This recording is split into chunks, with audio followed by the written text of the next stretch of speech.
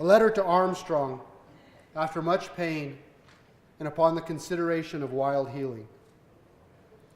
Dear Melanie, this is the first writing I have done in quite some time. It seems that I have fallen back on the excuses, some with their genesis and truth. I am often asked, been writing? I lie. Some, I say. Other times, I orbit the truth and say that I have been too busy, and this is true as well.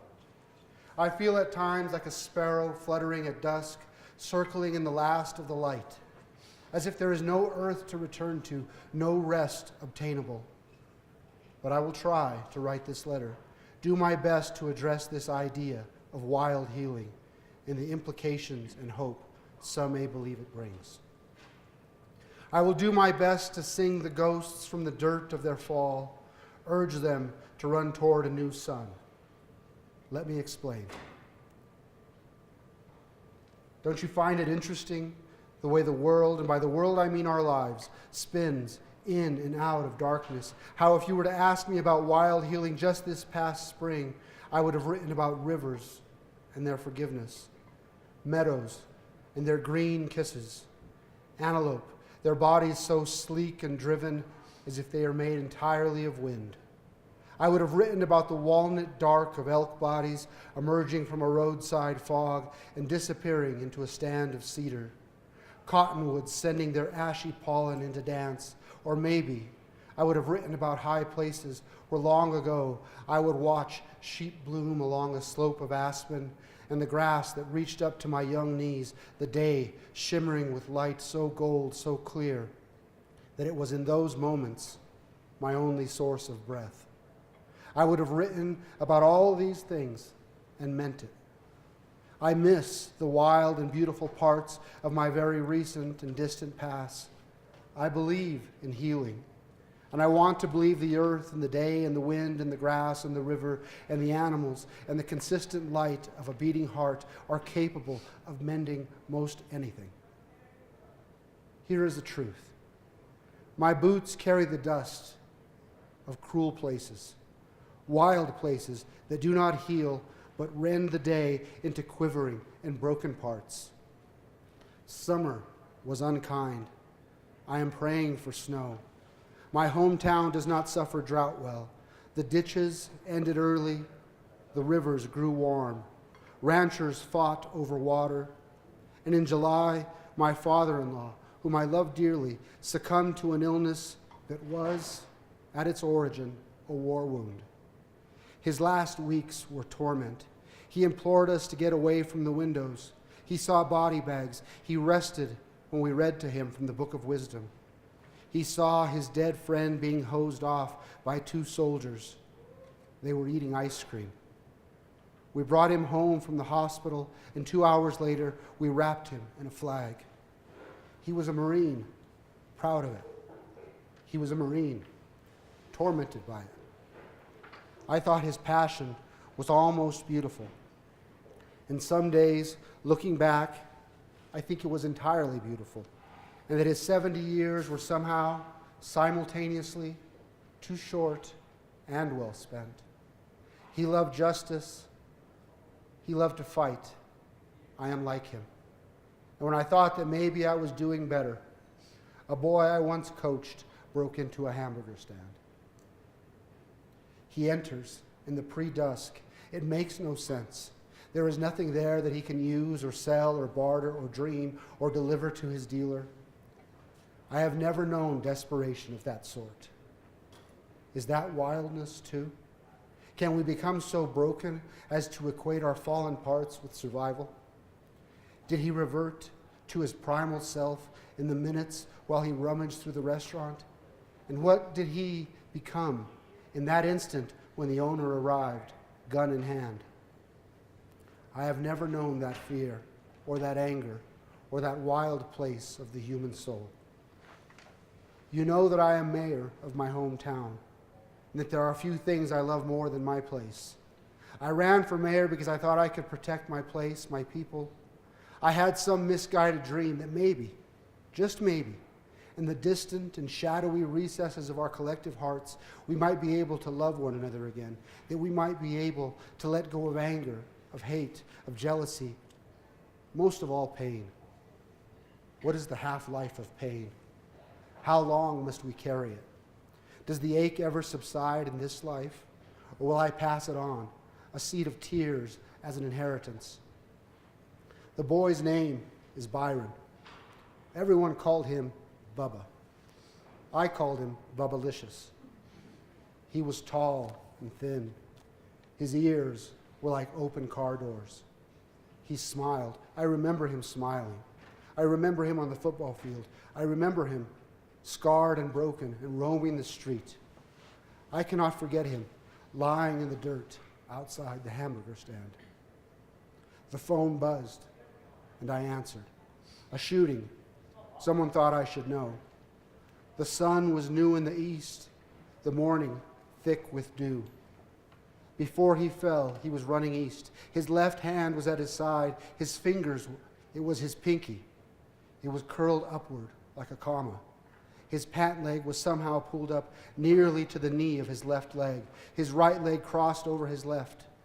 I believe it was his final gesture, some ancient and kind instinct that told him, at the very end of human things, in the midst of that cruel dust and crucifixion of a parking lot death, a kindness was granted to him, that he might bring his right leg, rest it upon his left, and thus protect himself from whatever evil still chased after him.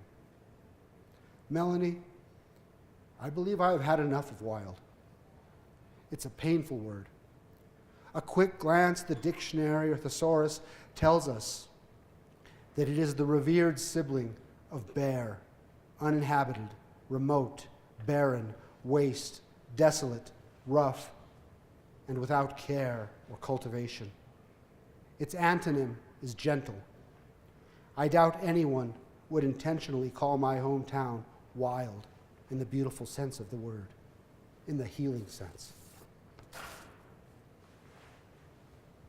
I believe that Bubba was running away when he was shot twice. He had grown wild with desperation. And I know because he told me and because I prayed for it that he wanted healing, that he wanted his kinder angels to prevail against the dark light of heroin. Melanie, I sometimes wonder if we perhaps hated ourselves first, before the loss of so much, before the poverty and despair. Did we have in the storehouse of our past the obscure seeds of self-hate? Do all humans? I wonder things like this. I wonder if it only takes a little bit of pain to set the seed to growing. Put another way, is that the ruse of colonialism? To call a place wild? To call it wild, but mean it in the spiritual sense, in the soul sense?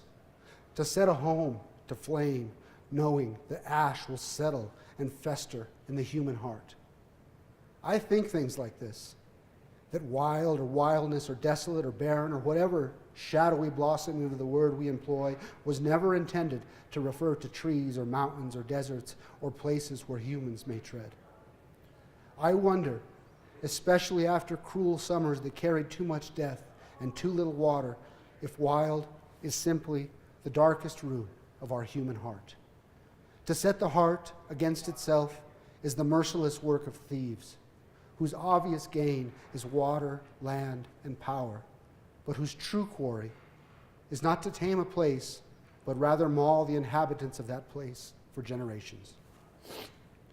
Amiga, I don't know if I am making sense. I am never sure.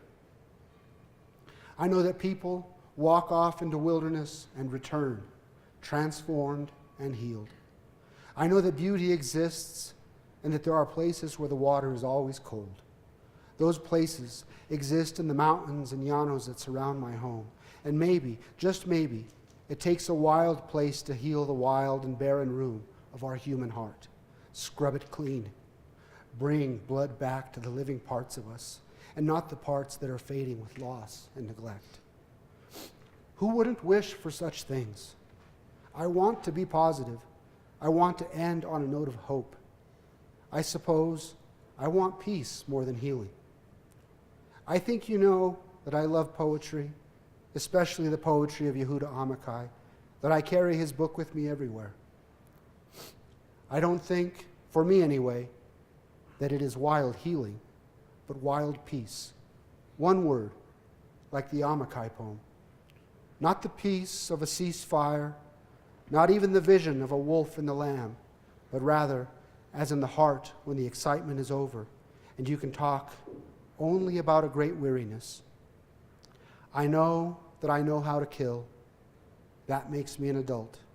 And my son plays with a toy gun that knows how to open and close its eyes and say, Mama.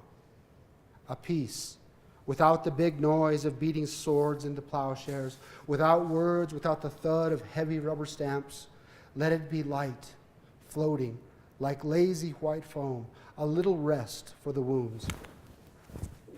Who speaks of healing?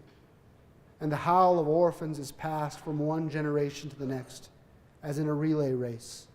The baton never falls. Let it come, like wildflowers, suddenly, because the field must have it. Wild peace. There was a time when I would have written about fields that spilled themselves toward the sky in every direction, their green flowing into every part of what it means to be human. But I will settle for a little rest for the wounds. I will pray for my former player to erase the image of him in his death pose. I suppose I will pray to see him running, see him on that October evening of so long ago, holding the end against the sweep, every foe fallen at his feet. I suppose that wild healing is possible for some, necessary even. I envy them. I wish them all well. I wish them mountains and rivers and the brief and utter joy that silence of that sort can bring. I want those same things, but I do not think I will go looking for it in those places. So where shall I begin? With the word itself, perhaps. Wild. New definition. To be made whole in the ancient sense, as in to forgive oneself for whatever hate carried too long. To let go of pain, perhaps forever, as in solace after much grief. Peace, as in the recesses and formerly dark places of the human heart. So with that, I wish you all peace, wild peace, and be well.